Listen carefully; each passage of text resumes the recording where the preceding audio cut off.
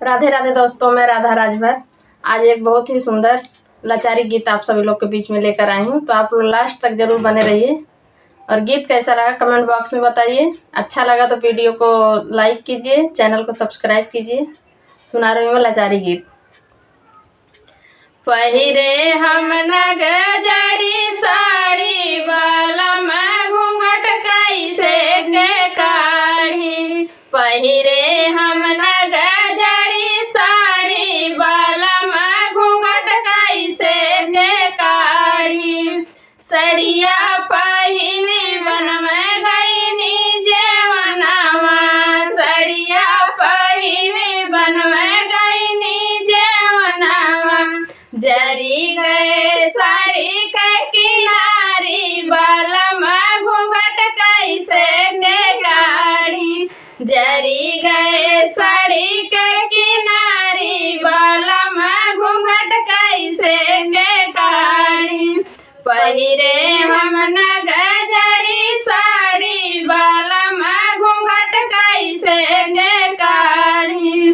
पहिरे हम नग जड़ी साड़ी बालम घूंघट कैसे के काढ़ी। सड़िया पहिने गईनी भैया भरन को। सड़िया पहिने गईनी पनिया भरन को। भीग गए आंचल हमारी बालम घूंघट कैसे के काढ़ी। भीग गए आंचल हमारी बालम घूंघट कैसे के काढ़ी। पहिरे हम नग जड़ी साड़ी बालम घूंघट कैसे के काढ़ी। पहिरे हम नग जड़ी साड़ी बालम घूंघट कैसे के काढ़ी। सड़िया पहिने हम गईनी बगियावा। सड़िया पहिने हम गईनी बगियावा। मलिया निहरई मोरे साड़ी बालम घूंघट कैसे के काढ़ी। मलिया निहरई मोर साड़ी बालम घूंघट कैसे के काढ़ी। पहिरे हम नग जड़ी साड़ी बालम घूंघट कैसे के काढ़ी।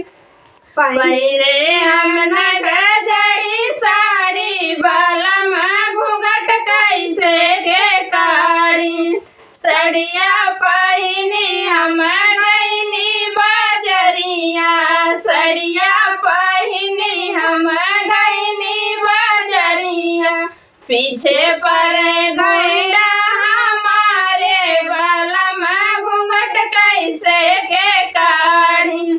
पीछे